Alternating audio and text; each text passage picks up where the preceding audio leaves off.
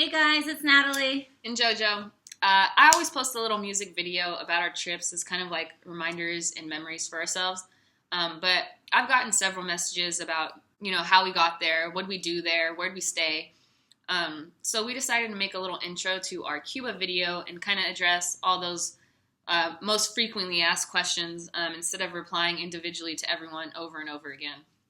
Some tips we'd like to share with y'all before we share our amazing adventure with you guys include tip number 1, getting to Cuba. So of those messages, a lot of them asked, oh, how'd you get there? Like, I thought it was illegal to go. But as of 2015, President Obama had expanded the categories of authorized travel to Cuba. And this expansion allowed U.S. citizens to legally travel to Cuba if they fell in one of those 12 categories. So we chose education, and basically we needed a full-time itinerary, which means 6 hours per day on the weekdays. And then if you're able to complete that, then you can spend, your weekends going to the beach or, doing something for leisure. Relaxation. Which we didn't know that. We had no idea. We just chose education, signed up for a few history lessons, salsa classes, but had no idea that we needed 6 hours a day every day, which we didn't do. So the Cuban government requires travelers to have a tourist card or a Cuban visa in order to enter the country. And the easiest way to get one is through your airline. So once you book your flight, you pay like $30, $40, $50, and they send you a visa in the mail, and then you use that as well as your passport. Also, American credit cards and debit cards do not work in Cuba. No, they don't.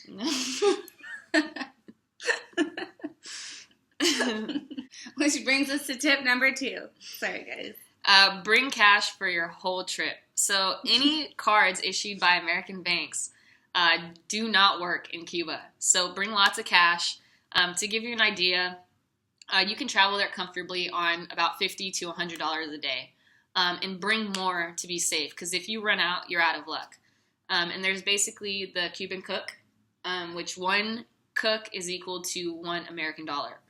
And you can exchange U.S. dollars for cooks, but there's a special 10% fee on top of the exchange rate already. So the best way to get past this is to either get euros, Canadian dollars, Mexican pesos, and then exchange that for the cooks. So what we did was we ordered a whole bunch of euros when we were still here in the United States, and then once we got to Cuba, we exchanged our euros for cooks to avoid that 10% fee.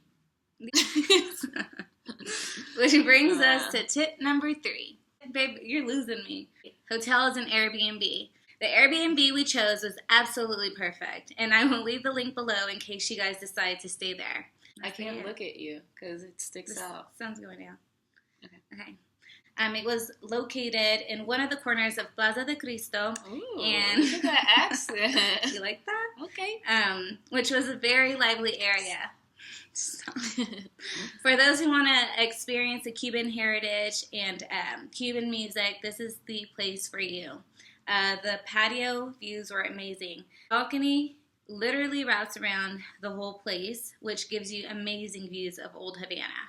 After going to Havana, we decided to go to Varadero, which was where the beach is. It's about 2 hours away, and is apparently forbidden if you haven't done your 6 hours, which that was our case because we had no idea. We was like, beach time, right, babe? Yeah, and every person that we met, we would meet a lot of people being there, and when you introduce yourself, the first question is oh, where are you guys from?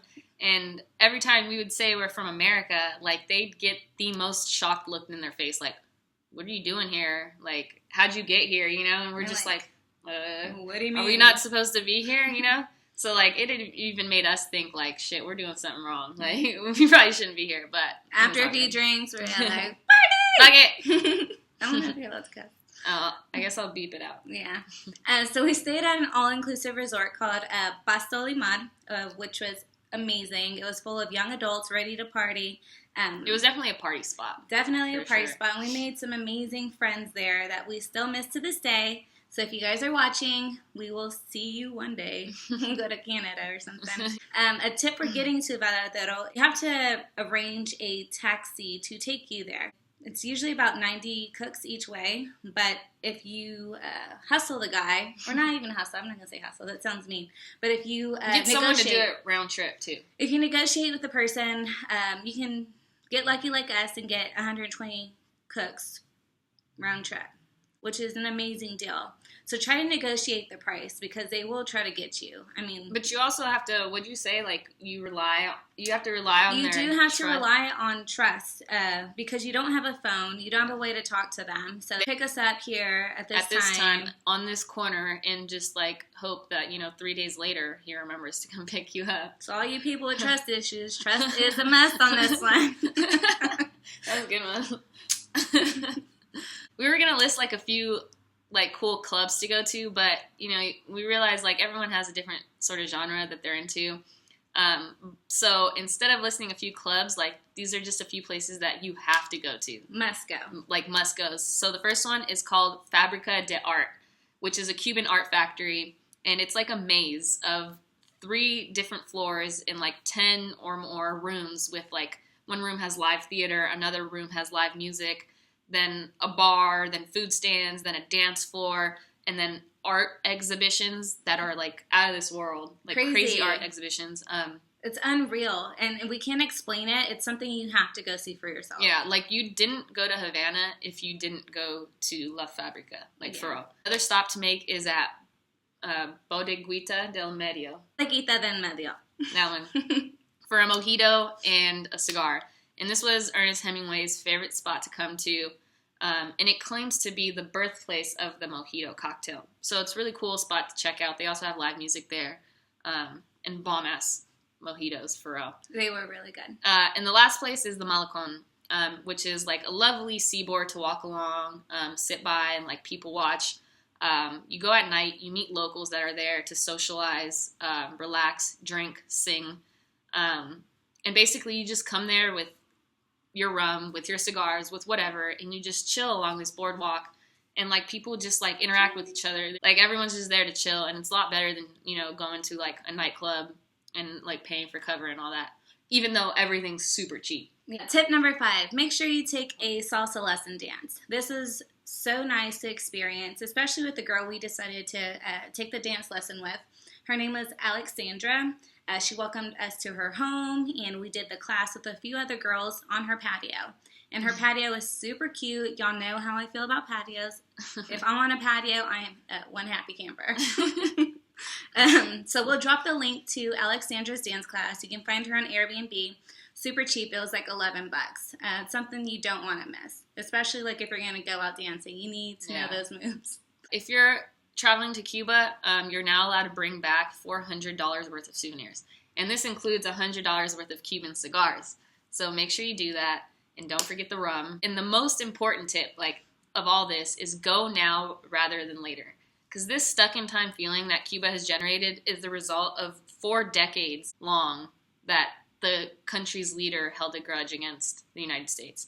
And now that, the embargo has been lifted, they're becoming more and more modernized. The greatest aspect was feeling like you were traveling back in time, so go now rather than later, for sure. So we can sit here and talk about Cuba forever, but we'll stop here. Enjoy a few snippets of our adventure. Adios!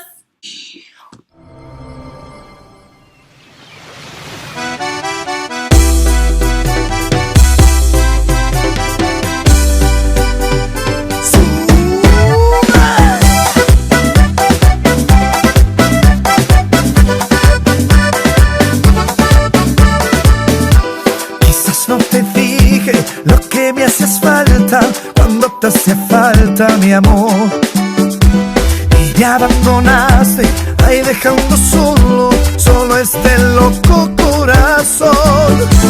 Yo ya ando pidiendo ayuda, auxilio, que alguien me salve por favor, pues me está faltando el aire, mi amor.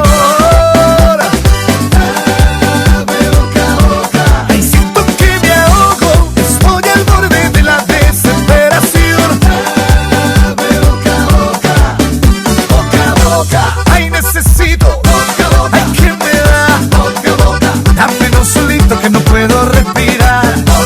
Ay, yo te pido.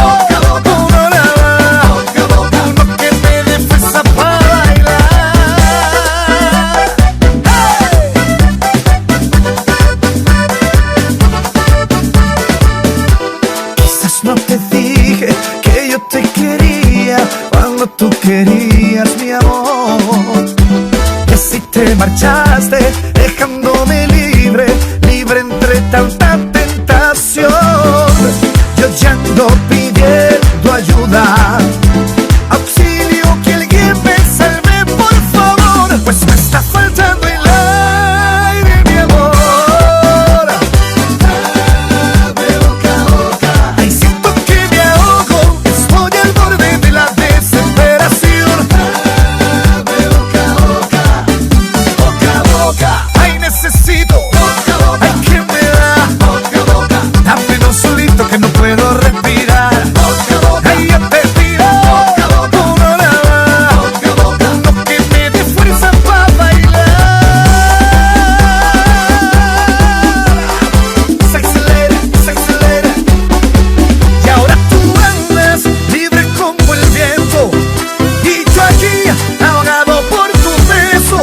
Y si tú andas así, yo te alerto que yo también voy a andar. ¡Ale! Yo voy a andar a mi aire, a mi aire, a mi aire. Oh, oh, oh. Yo voy a andar a mi aire, a mi aire, a mi aire, a mi aire. Voy a andar a mi aire, a mi aire, a mi aire. Voy a buscar amores, voy a soltar mi cuerpo. Yo voy a andar a mi aire, con atrevimiento, viviendo cada momento. Yo voy a andar a mi aire, y es que necesito oxígeno. We are out here for Natalie and JoJo's wedding. We're all fucking excited. We're on the beach. The water's going. Everyone, JoJo, Natalie, JoJo, Natalie. Natalie is drowning everybody. She can't get on camera. We love you guys. We'll see everyone at the wedding.